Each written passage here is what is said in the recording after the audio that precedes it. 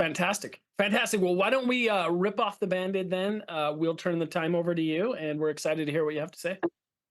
Sounds good. Oh, my cat's being an asshole. That's fantastic. Um, awesome. Okay, then let's go ahead and get started. I am so glad that Gabe asked me to come talk to you guys again. I absolutely love talking about games user research. Let's, as Gabe said, rip the band-aid off and just get started. So first off, who the hell is this guy?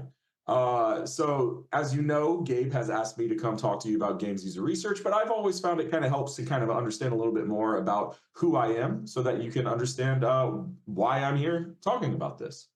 Um, so first off, as Gabe already told you, I'm you from the future.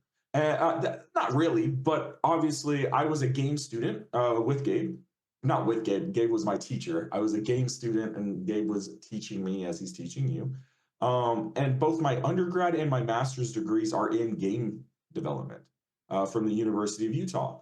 And what that means is I actually have two games that are on Steam right now that are from when I was in the program. So I have two student games on Steam. One is the one you played, Maya of the Desert, and the other one is Lost Borderlines.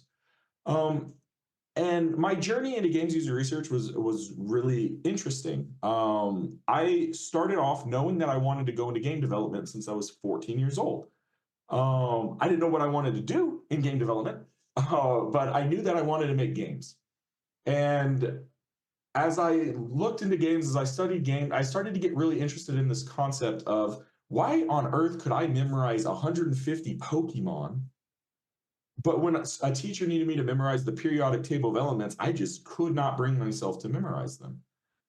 And well, that just kind of ate at me. And eventually I gave up on figuring that stuff out. And I just kept looking on how could I make games. And so eventually I realized I suck at art. I don't like math. So game art wasn't really for me, and game programming wasn't really for me. And that left me kind of narrowed down to what I could do. And I decided I tend to be kind of a people person. And so I decided to go into producership within my undergrad degree. And I started focusing on producership, kind of doing everything, owning what it would be to be a producer, really looking into it. And then as I was getting ready to graduate, that is when the actual proper games degree was announced at the University of Utah. And I only had 1 year left of school, but I was dead set on not getting an emphasis in game development, but getting a degree in game development. And so I worked my butt off for that year, and I took every games class I could take. And one of them that I desperately reached out to was a class called Games User Research. And at first, I just took it because, frankly, I needed the credit. And when I got in there, I realized that there was an entire profession that was so dead set on understanding why players do what they do in games. And that called back to these interests I had earlier of, why do people learn through games, and why are they better at learning in games than they are in, say, school? And how do we tap into that? And so to realize that there's a career that looks into that gamer relationship, I knew I had to do it. And so from that day on, I didn't look at myself as a producer for game development anymore. I was a games user researcher, and I did everything I could to figure out how I was going to do that as a career. And that carried through with me through my master's program. Then I graduated, and now I'm in the industry. So it's not that simple. You see, once I had decided that I wanted to do this while I was still in school, I started doing internships and working with local indie studios as a games user researcher. So I learned through trial and error on how to do this. And so what that means is my history in the industry has been very varied, so to speak. I've worked in AAA at Epic Games, and I've worked at indie studios like Octothorpe. Um, and I've worked in everything in between, and that's kind of where I find myself today. So today I work at Paradox Interactive. I'm the games user research lead at Paradox Interactive. And as Gabe said, I am living in Stockholm now. So after I graduated, I got a job offer and I moved to Stockholm. So now I live in wonderful Stockholm, where it is now dark outside because it is 6:42 in the evening for me. But yeah, so that's a little bit about me, kind of my journey in the industry. And I've gotten to work on a lot of really cool projects over the years. I have my name on Fortnite, the Epic Games Store, the Unreal Engine, At Octothorpe, I worked on a tabletop card game. I actually have some of them framed on my wall back there. And at the Clark Planetarium, I got to do user research on interactive exhibits, which are basically games when you think about it. And so I've gotten to work on video games, card games. I've gotten to work in VR. I've gotten to work on battle royale games. I've gotten to work on strategy games. I've gotten to work on so many different genres that would make your head spin. And I've learned a lot about what it means to be games user research in the industry. And I'm hoping that today I can share a little bit about that with you. So the obligatory before we get into the meat of it, these are my pets. I have to show them off. I love my pets. This is Kochi, my corgi, and this is Nene, my cat. They're both assholes, so I apologize in advance if they interrupt my talk today. Kochi gets very loud and Nene gets very handsy. So Nene might be starting to swat things off my desk, or she's even known to turn my computer off. So once again, I apologize for any disturbances my pets may cause. So now we can get into the meat and potatoes of why we're here. Games user research. What is games user research? Well, not to detour again, but we can't really get into what user research is until we define something else that's very crucial to games user research, which is design intent. And design intent is how you expect your game will be played. So how do you want players to play your game? This sounds something that might be obvious, but it can be kind of tricky sometimes. So yes, Nene. Yes, I see that in chat. Nene. The reason we named her that is "nay" in Swedish means no, and so we already have to yell no at her all the time. So we figured we might as well name her Nene. But yeah, so design intent. So I want to do a little activity with you guys today. Okay, so all you have to do is type in chat. You don't need to speak into the mic or anything like that. Just in chat is fine. But I want you to look at this, right? This is a very primitive game, but it's a game, right? A game where children put objects into a cube, right? What do you think the design intent of this game is?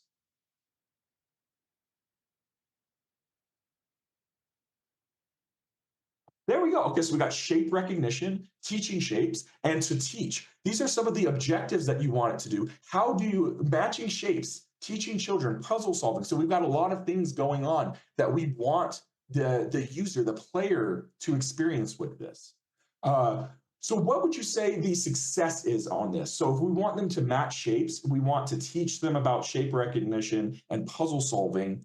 How do you do that with this game?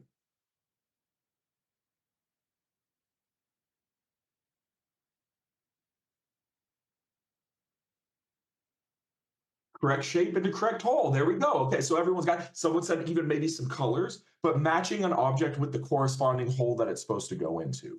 So that is a great exercise in understanding design intent. This is a very simple design intent, but the design intent is there. It gets much more complicated when you're thinking about a video game that has so many systems going into it, so many feels that you want the player to have. It can get complicated, but when it gets all boiled down, that's what design intent is understanding how you want the player to do something and why you want them to do that, right?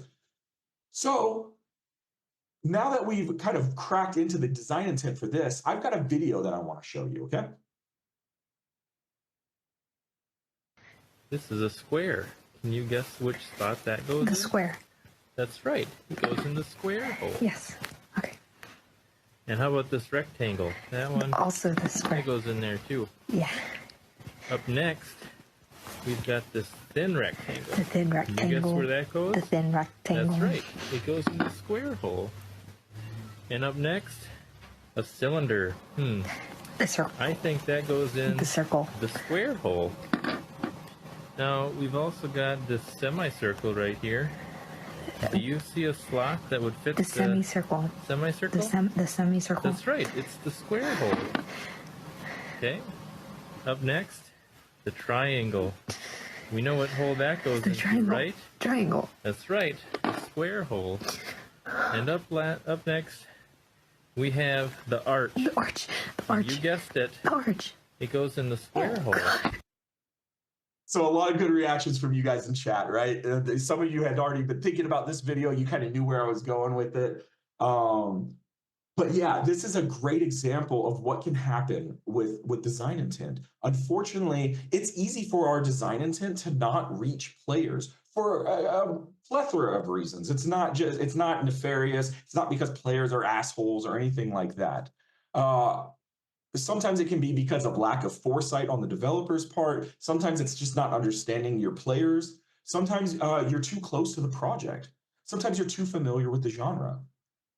And sometimes you've stopped thinking like a player would think about your game. And at the end of the day, those are kind of the principles that are the driving force behind why these things happen with design intent, is that developers are not capable of seeing their games like players do. Now, a lot of people might get up in arms on that and say, well, no, hold on, I'm still a gamer. I still play games. Even though I make games, I still play them. And that's true. But the second you've seen behind that curtain, when you start learning how to dissect and critically think about games, you already are experiencing games differently than a person who looks at it as a pure entertainment vehicle. So just being in class right now, working with Gabe, kind of disqualifies you to saying you're just a normal gamer because you're already thinking about those things. So we talk about design intent, we talk about all these things. What does that have to do with games user research, right? Well, games user research is how we figure out more about how the design intent is reaching players. So how would a researcher define games user research? Well, a researcher would say that it's a systematic approach aimed at ensuring the intended gaming experience aligns with actual player experiences. Now, I wouldn't blame you if anyone's eyes glazed over. I wouldn't blame you if anyone was like, that's a whole lot of nothing. To a researcher, it sounds pretty, but that's not very helpful. So let's try to think of a different definition that can kind of be a little more direct on what a games user researcher does. How about games user research is a practice that helps developers know whether their intended design matches to player experience.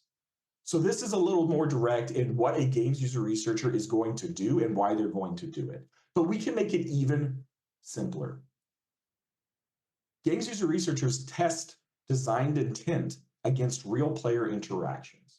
At the end of the day, that's what a games user researcher is doing. Is they are going to put your design into the wild. We're going to see you have put money. We're going to put money where your mouth is with your design intent.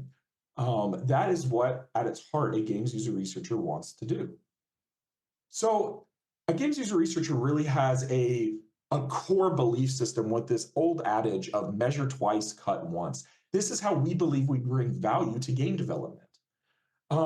We help make sure that you're making the right decisions before you put a ton of money and development and time into a decision. It's really tempting to measure once and cut once. That can be fueled by confidence in someone's initial judgment, a natural feeling, a gut reaction. However, the reality of game development is that it's unforgiving, it's expensive, and a single miscalculation can lead to super costly revisions. This is both money and time. It can take a long time, especially the bigger the company is. It can take a long time to make a U-turn on a decision. So games user researchers believe that we bring value by helping you know where you're going before you make a mistake. So when we talk about measuring twice, a design intent and the implementation of that design intent is the first measurement. User research is the second measurement. We're ensuring that the assumptions made in the development process holds true with players in real time. So developers create the hypothesis of the initial work, and then user researchers test that hypothesis against variables, against practical application. So that's a lot of what, right? But how does a user researcher do? How does a user researcher do this? Like, how do we take these ideas and actually put them into practice? Well, games user research is an objective perspective based on scientific processes. And so that means that we work within scientific means to get feedback to developers.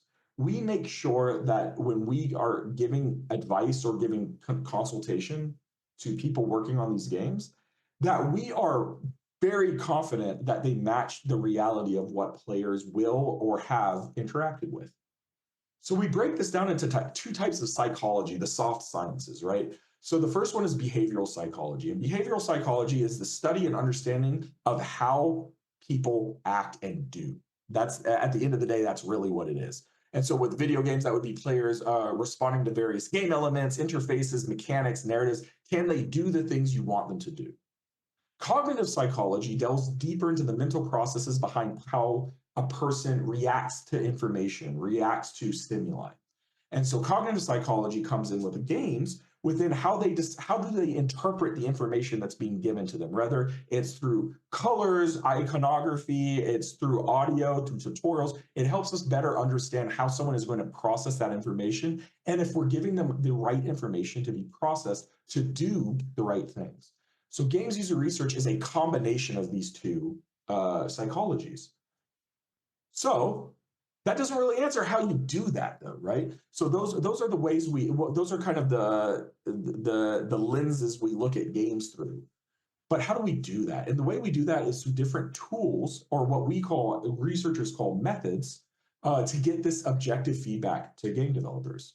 And so some of these tools are playtest, sometimes it's interviews, and sometimes it's surveys, and sometimes it's focus groups. There's a lot of different tools within a games user researcher's toolkit that allows them to get data that can then be objectively given to a game developer, and help them know how they can best address their game. So we've talked a lot about the what and the why and all those things, but one of the questions I get asked quite often is, what is a user researcher's day-to-day like? Like, what does it look like to be a games user researcher in the wild, in the field, so to speak? And that really depends on what phase of study we find ourselves in. You see, researchers are always focused on addressing needs of the developers of the projects that we're working on. Sometimes this means we're trying to figure out what the problem is. Sometimes that means we're designing a study to get some answers, and sometimes that means we're back in school writing reports based on our findings. And so let's really dig into what those day-to-days look like. So the first one is discovery.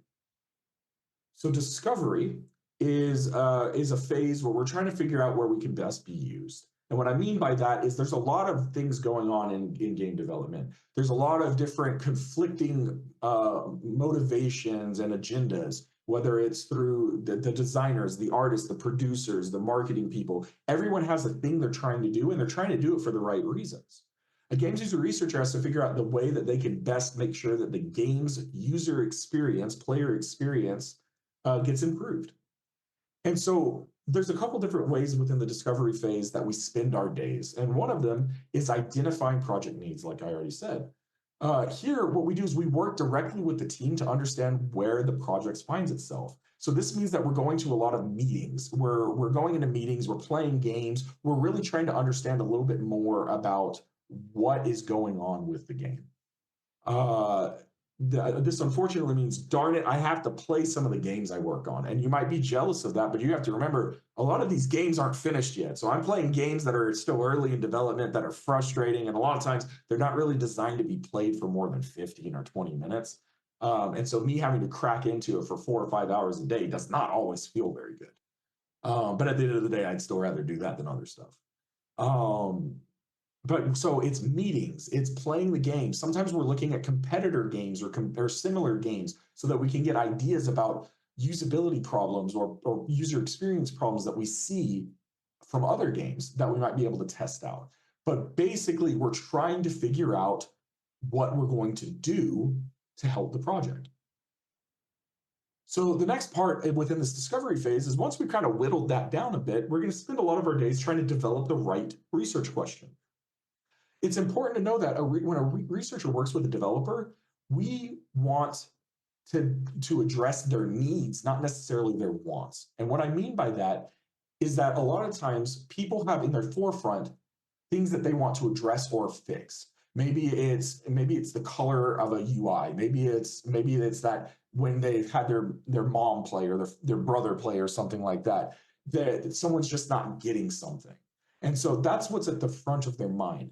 But a games user researcher needs to be able to dig deeper below that and understand what the actual problems of the game are right now that we need answers to. Researchers are responsible for taking concerns and situations that are presented by developers and transforming them into something that can be studied in an actionable way.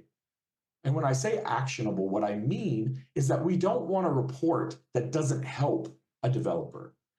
And games are quick, games are messy, which means if we take too long to do a study, if we take too long to answer these questions, the answers may not be super helpful. They may have already done something. So we have to make sure we're asking the right questions at the right time, and we're doing it in a way that means that when they get the answer, they know how they can fix the problem rather than just know that there is a problem. So here we work out the right focuses for a study. We look deeper than what developers say. We look into questions that can address what causes them to say what they're saying. This is a confrontational time because a lot of times you're having to push developers outside of their comfort zone to think about things in ways that they don't normally think about. It's trying to crack deeper into the why of their design intent, trying to crack deeper into their concerns about their design intent. But once you've finally done that, you move on to the next phase, which is study design. Study design is some of the most cognitively heavy work that a games user researcher does because we're taking those ideas, we're taking those principles and questions from the discovery phase, and we're now putting pen to paper. So what that means is we're going to create a study to work with. It's not good enough to just plop someone in front of a game and just say, hey, play, I'm going to take notes. You see, there's so many things that can actually cause biases and affect the way that a person experiences a game. A study design tries to separate out anything that could affect objective truth that doesn't need to be there. And we call that mitigation. So we do this with recruitment. We only recruit people who are of a specific group so that certain other types of, like if you're doing a fighting game, you don't want people who have never touched a fighting game because they're going to give you completely different answers than someone who does touch a fighting game. These are things that you have to think about. So the first thing you do within the study design phase is you draft a research proposal. And with a research proposal, you're trying to explain the nature of the study. And we do this in a couple ways, but the three big questions we want to answer with a research proposal is what kind of study are we doing? Why are we doing it? And how are we going to do it? This allows stakeholders to make sure that the researcher is on the right path, like before actually putting time and money into it. We want to make sure that there's an alignment in how we're going to work. This allows for stakeholders to make sure that the researcher is on the right path. I just read that. It also lets them know what kind of time frame we're going to be working with. It lets us know that they might be able to say, well, hold up a second. If you don't give me the answer until the 13th, my build is due on the 15th. That gives me 2 days to fix it. That's not going to work. And so this is a time of flexibility, of shaping, of molding a study to fit the needs of the stakeholder. By the end of this phase, you should be very confident about what kind of study is it, why are we doing it, and how we're going to do it. So after you've created a research proposal, you've gotten the thumbs up from your stakeholder, from the developers, they're like, hell yeah, let's do this. That's when the real work begins, right? That's when we start looking at methodology and how we're going to do this test. So I used the word method earlier, and I think it's important to separate the two so that you understand. A method is a tool that a researcher uses in a study. So for example, observations, surveys, interviews, these are methods. These are tools that a researcher can use to gather data. A methodology is how a researcher will use those tools in a study. For example, a playtest is a combination of observations and possibly a survey or an interview.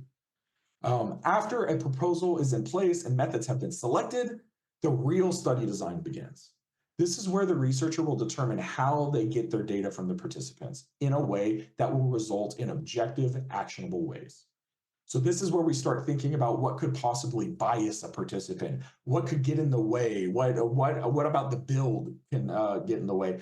We only have a certain time frame, right? Like maybe this is a test that they can only play for 45 minutes of the game. How do we ensure that we get them to play the type of game that we want them to do? We figure out what tasks we want them to do, what situations we want to put them into. We try to think about every possible way we can really make this a test that gathers objective data to answer questions. So you've created the study, you've done everything you needed, the day has arrived. This is the time where we start running studies. This is where a researcher acts out the designs they've been working on. This is while the study design is the most cognitively heavy part of a researcher's work. This is the one that puts the most time in. This is where you're spending a lot of time in the lab. This is where you're working with participants. We do everything we can to make these tests run perfectly. Do we succeed every time? No, but we do our best. We strive to stay away from making any assumptions in this phase. It's all about collecting the data, not trying to figure out the why here. So we're not trying to determine what's good, bad, what's useful, what's not useful. A user researcher is just trying to put everything into a bucket here. So during these days, a user researcher is really dead set on moderation and data collection. We spend most of the day in the playtest lab running the study with participants. And depending on what studio you work for, whether it's a bigger studio or a smaller studio, you'll either supervise playtest from afar, or you'll be moderating yourselves. And when moderating means just helping out the participant, making sure they're doing the things they're supposed to, making sure they have all the information they need. Researchers strive to create a neutral, consistent environment for each playtester. And this makes sure to remove all those situations that could bias the participant. There's a lot of psychological factors that could go into accidentally tainting your data. And so while we can't remove all of them, while we can't mitigate all of them, a researcher is going to do everything they can to make sure that we're getting the purest data possible. And that's because it becomes a pain in the ass to try to separate that out later. And now we talk about the later. So once a study has actually been done, the real work begins. Well, not really, it's all real work, but this is where the thing that we're going to show off really starts to come to fruition.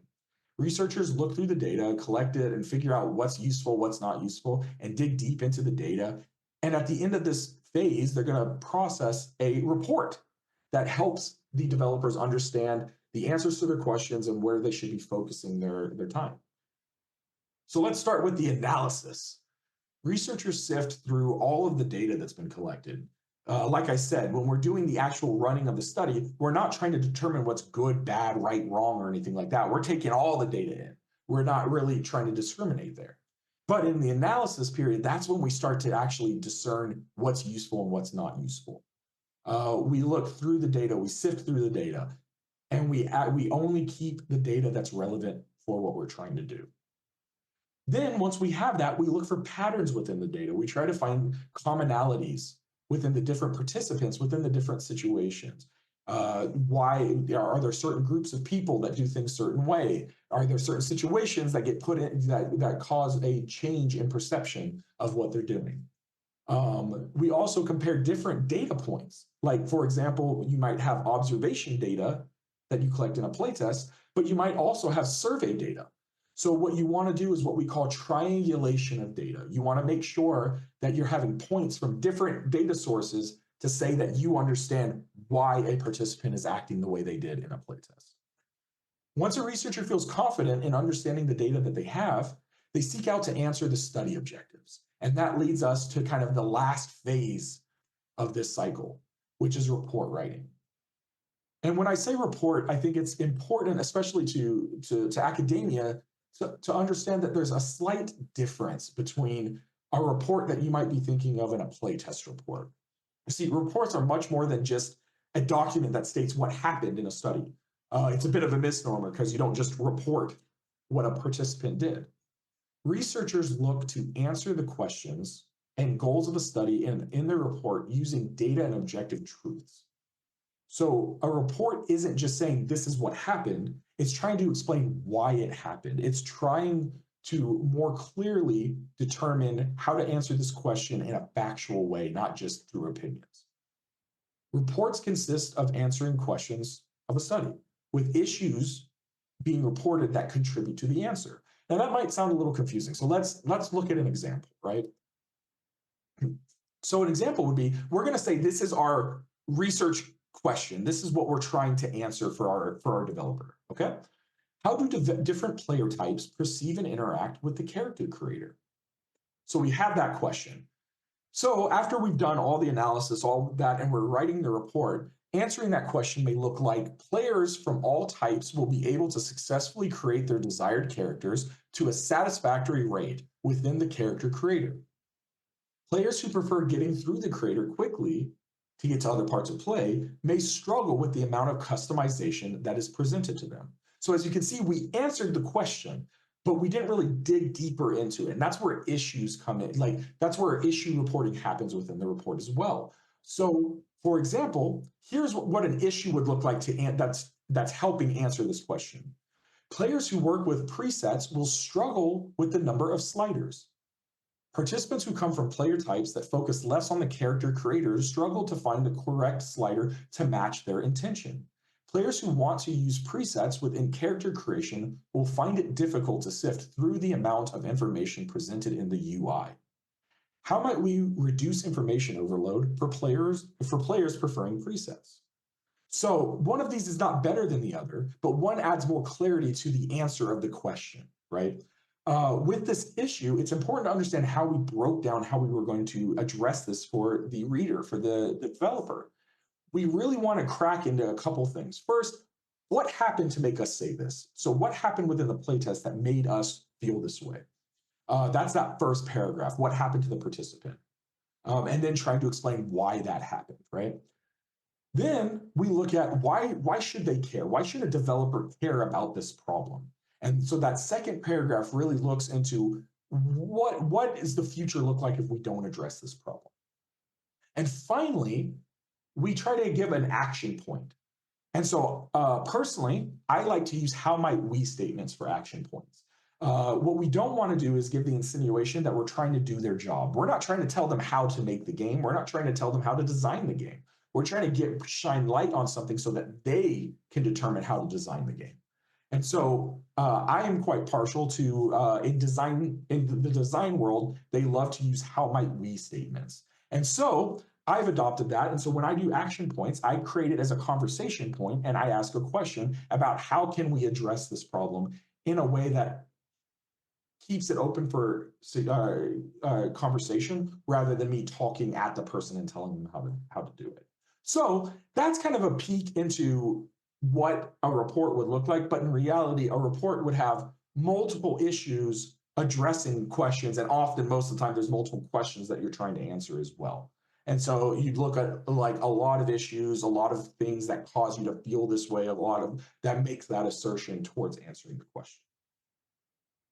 And so I know that's a lot of info dump. I know that's going through a lot of stuff.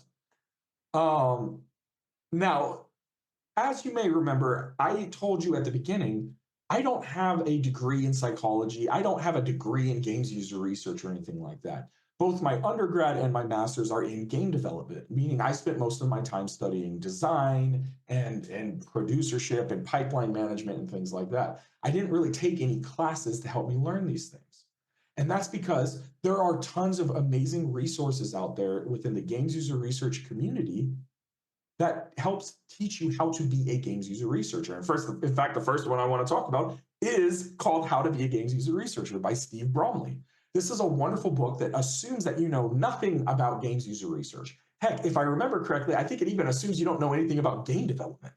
And then what it does is it explains and cracks down into principles about how you should be doing these things. It's a fantastic book. I highly recommend it. Even if you're not really looking to be a games user researcher, it's good to know what a games user researcher will be looking for when you work with one inevitably, because you will inevitably work with one.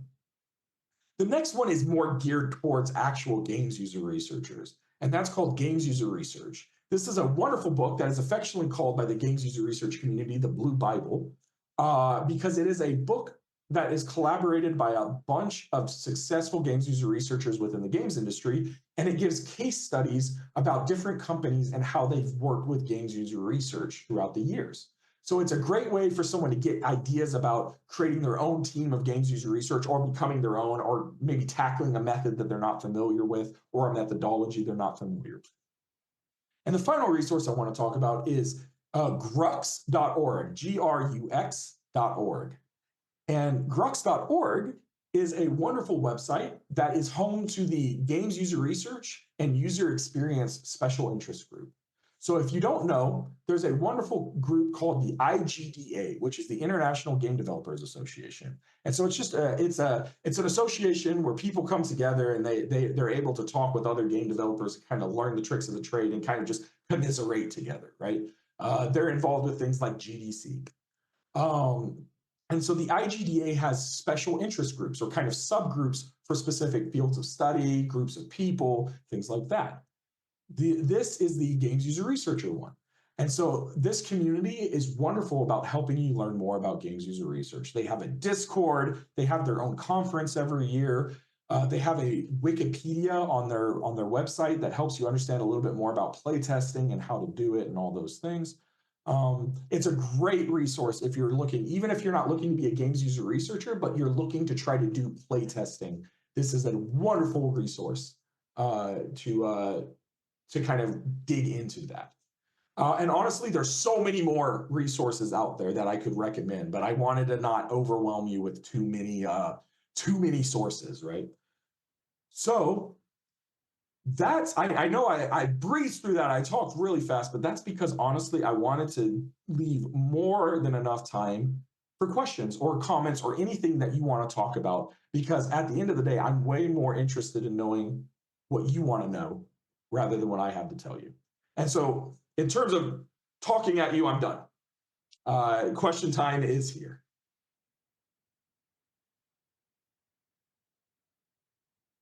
Hello? Oh, yes. We have someone in chat, or someone voice going to ask. Yes, fantastic. Yeah, so I was just curious, you said that you're currently working for Paradox Interactive. Yes. Were you researching for like City Skylines 2 at all? Oh, yes, sir. That was one of my primary games. Okay, I'm just curious, like how approaching a sequel to a title like that is different than just a fresh game, like having the resources of a game already there. How would you use the data from that for a sequel compared to a standalone title? That is an excellent question. So it can be both a boon and a bane because you have a lot of already presupposed information. But that also can get in the way, right? So when you're making a sequel, you have to think about why you're making the sequel, right? Are you just making it to make more money? Are you trying to actually address issues that the previous one had? And so a lot of that data can help try to sift through why people are making the sequel or what the expectations are for a sequel. A great example with City Skylines 2 is when I was running studies for Cities 1, we were already working on Cities 2. And so because of that, we were able to kind of double up on our Cities 1 studies. So anything that we found within Cities 1, we would kind of also feed over to the Cities 2 team and tell them, hey, this is a problem now. It's going to be a problem for you in the future. So there's a lot of benefit towards using that old data. But once again, a games user researcher is trying to isolate variables and isolate any type of data that may be being tainted or obscured because of certain factors. And so we also have to take into the fact that the way someone experiences a sequel is significantly different than a new game. And so it can actually hurt you if you're making a lot of assumptions based upon how someone took this previous game, like Cities 1, where they had never played Cities before, and assuming that they're going to interact with it the same way when it's a sequel. What I mean by that is a good example with Cities is if you've ever played City Skylines, you know that there's a lot of DLC in City Skylines. And so something that you have to think about is, how does someone feel about spending a ton of money on Cities 1, but then when they move over to Cities 2, it's a blank slate, and there's not really all that DLC with it? Do they even want to play Cities 2 when they have all this sunk cost fallacy into Cities 1? These are things that you have to think about, that you can't really just use the data from Cities 1. But if you ask me personally, even with all those banes that can come with it, it's much easier to work on a sequel than a new game. because a new game, you have to make it's much harder to test out new things. So when a game is like in super early stages, like white box, a lot of times your developers are going to be really antsy about showing it to new people. They don't want leaks, they don't want rumors, they don't want any of those things happening. And so with a newer game, it can be a lot harder to convince a developer to let you start play testing early. With a sequel, it's more like, whatever, they know it's coming. At least that's my experience so far in the industry. I've worked on, I would say I've worked on my fair share of sequels versus individual games. So I think it's pretty representative of the industry. But I hope that answers the question. Yeah, definitely. Thank you. Awesome. Sorry, I tend to ramble sometimes, guys. So first question in the chat would be, would you recommend taking classes geared towards game development or maybe courses that are relevant? I'm a comm major and doing a mix of game development and English. Very good question. So specifically with games user research, which is really the best thing I can answer about, I look at, there are 3 spheres of improvement you should always be trying to strive for, whether you've been in the industry for a long time or you're in school trying to work towards it. The first one is the obvious one, which is like research stuff. So it's learning how to do research, learning things about like psychology and understanding what can bias a participant, all that stuff, all that standard stuff within like the soft sciences. The second sphere is what you're addressing with game development. You see, a researcher, it can't just be good at doing research. They have to have an understanding of the topic that they're researching, right? And so you need to understand how game development works, how game design works, why players react the way they do. So it's taking that psychology stuff and moving it into the game design part of it. And you can't really do that if you don't know how design works or how development works. One of the things that that a lot of people struggle with in games user research when they first get into the games industry is that they don't have that shared vocabulary with game developers.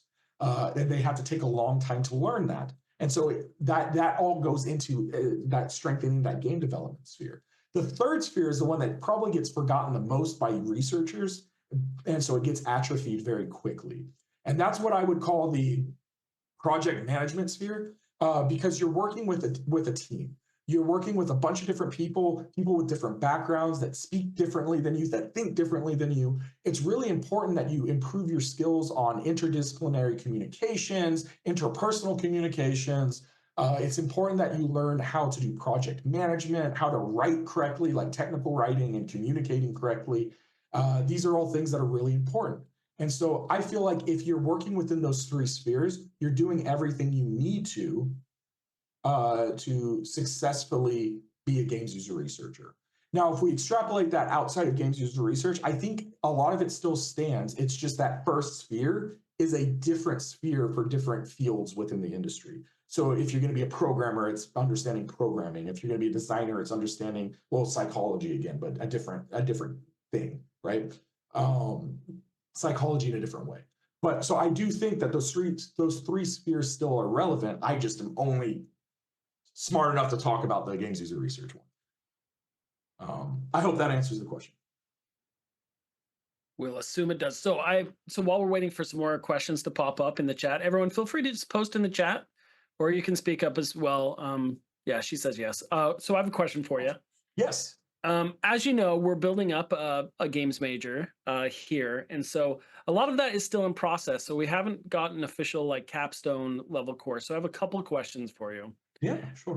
One of them is advice for students who will be graduating soon, who are concerned about their portfolio and getting that experience. And this can be both in game design and development, because I know that's a part of what you know, as well as in game user research. Okay, the second part of that question, while we're waiting, is can you tell us about your portfolio when you graduated, what you had that you feel like helped you get a job as a game user research, and then what you would change or do differently if you were to approach it now?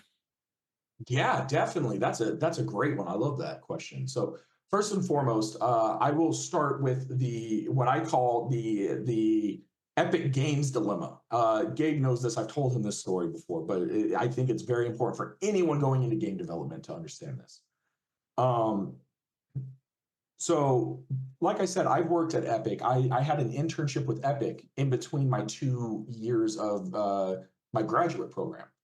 And I got the offer for the internship relatively early in my first year of the master's program. And so what that meant was I had a ton of students, a ton of fellow master students coming up to me and asking me for like the secret of how I managed to get an internship. There was a lot of struggle, a lot of people trying really hard to get the internships. And I didn't have anything to tell them because all I know is I applied and I got it. And, you know, like I didn't do anything special. All I could really say is, hey, like someone helped me out and I was able to get the interview and then I got it. Like I didn't really know what I could tell them. But I'm someone that really wants to help my friends. I want to help people do the best that they can.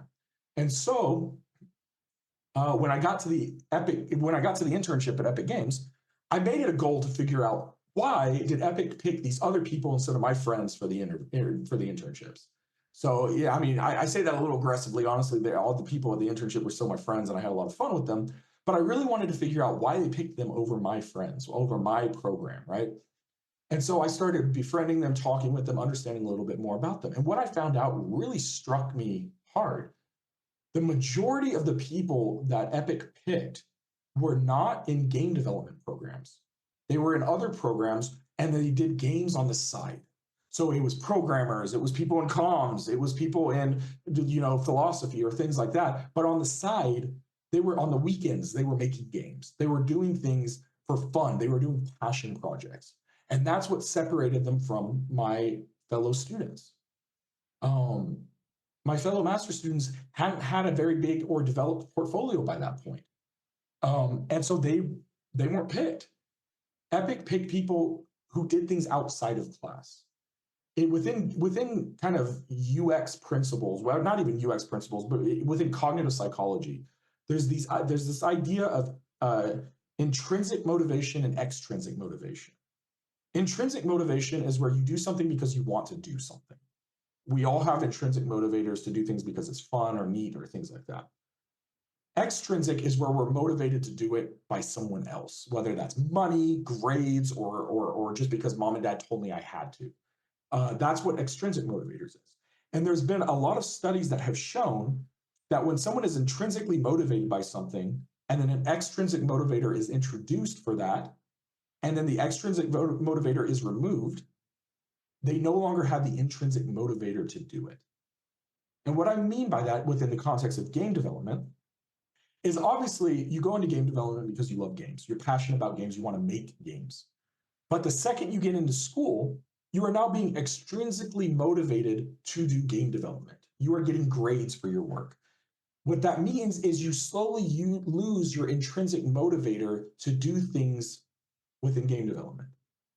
Meaning it's very easy for you to end up only having a portfolio that looks like every other student that was in class with you. You don't have a portfolio, you have a collection of assignments you did. And it's very easy to see that from a hiring perspective, from a recruiter looking at a portfolio. It's very easy to notice when something is a student assignment. Now, that doesn't mean that there's not value in student assignments. I'm not saying anything about that. I think there's extreme value in it. But with Epic, they were looking for people who had intrinsic motivations to do this and not just because their teacher told them to do it. So how did I get it then?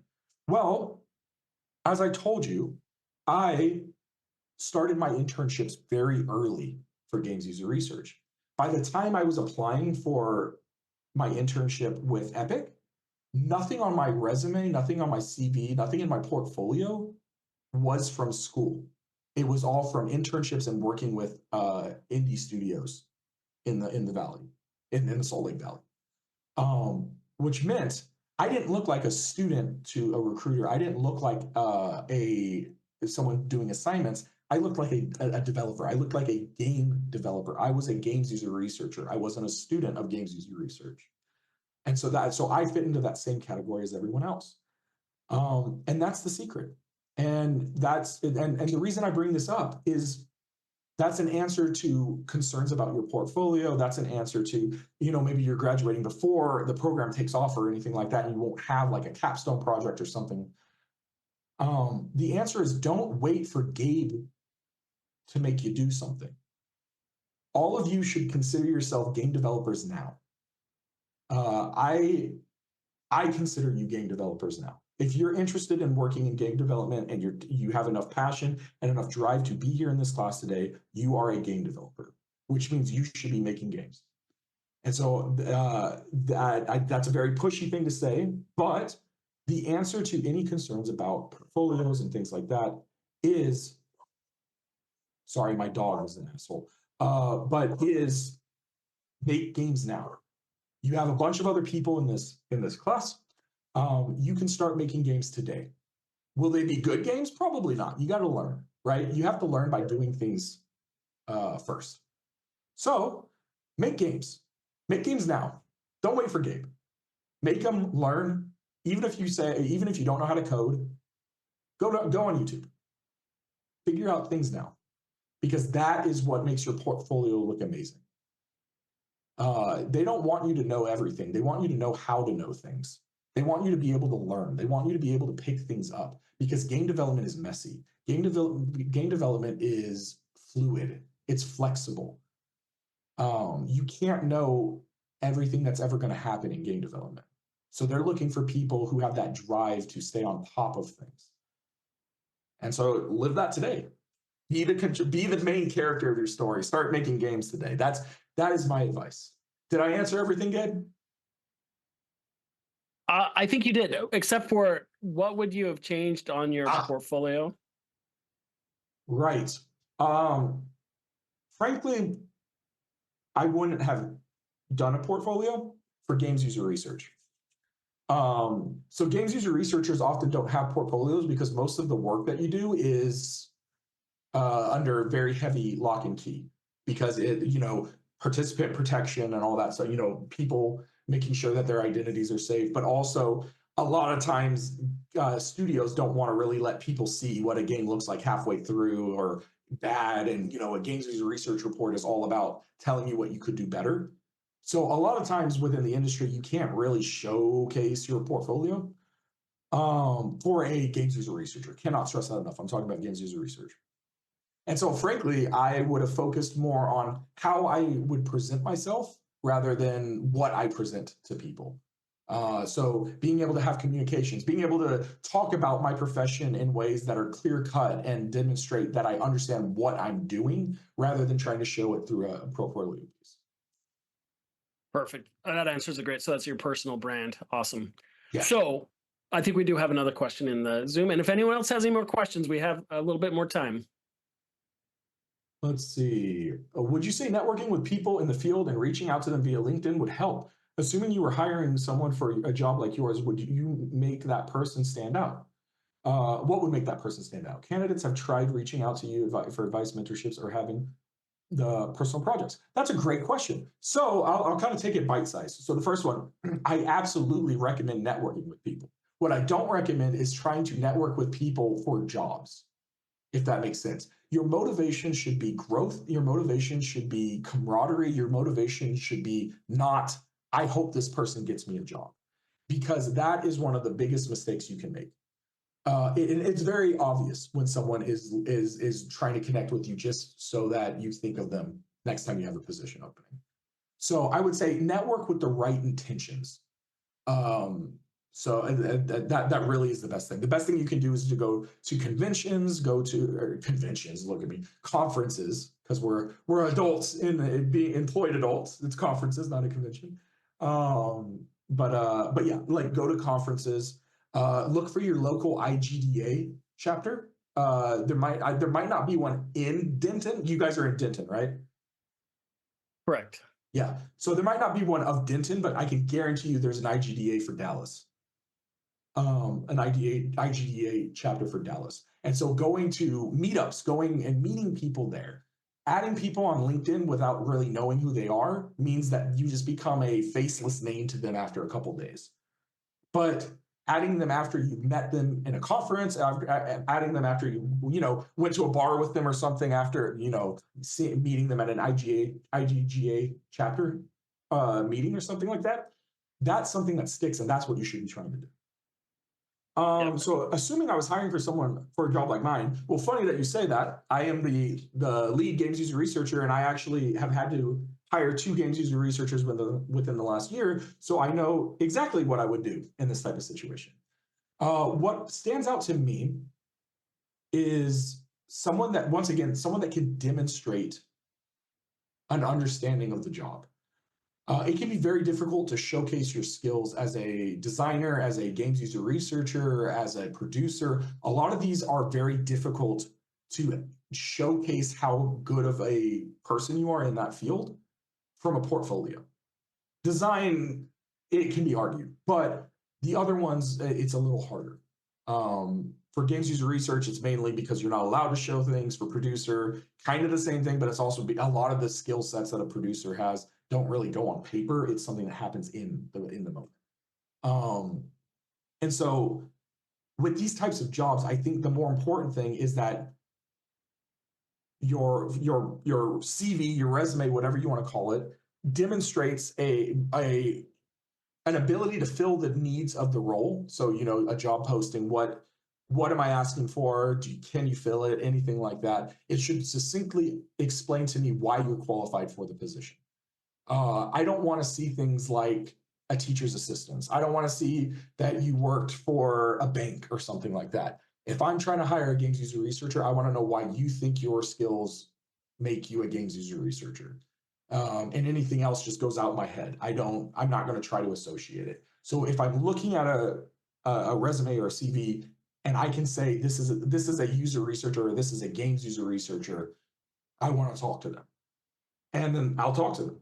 And that's when I talk to them, that's where I'm looking for that competence. I'm looking for them to be able to explain to me what they do, why they do it, and show me what it means to do the job. And so that's what stands out to me is someone that displays competence in the job, knowing what the job is, how to do the job. The reason why I think that's so important is game development is messy. The fun thing about game development, and I call this the one sheet problem. Gabe, have you taught them what one sheets are yet? Yes, I have. Okay, fantastic. So this is going to be a fun thing. Gabe, what is a one sheet? A one sheet is a single page document that shows you everything you need to know about the game or the design with minimal text. Yes. So that is a great answer. But when you get into the industry, that answer is one of about 100 to what a one sheet is. A one sheet can change from an artist to a designer to a producer to an audio designer to a programmer. All these people can have different definitions of what a one sheet is. And that's because in the game development or in the games industry, it is so hard to lock down a consistent way of working. That's the reason I call it the one sheet problem. It's the easiest thing to bring up. But we see this with terminologies. We see this with how people work, what programs they use. All these things change almost completely based upon the studio you work for. And so I want to be able to understand that there's confidence in this person because there's so much in the games industry where people have a hard time being able to lock into that confidence. So that's what sticks out to me. Do candidates try reaching out and asking for advice, mentorship, or on personal projects?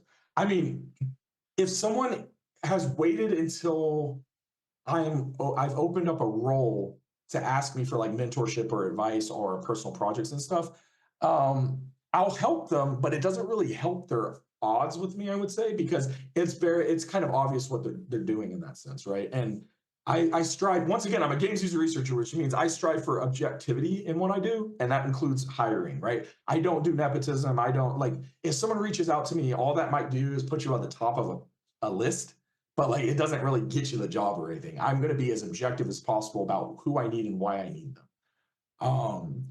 And so that doesn't really affect me. It might affect other people. I don't know. I think once again, within the games industry, you ask 100 different people, they'll give you 100 different answers about stuff like this. But I think you should reach out for advice and mentorship way before you're trying to get a job with that person.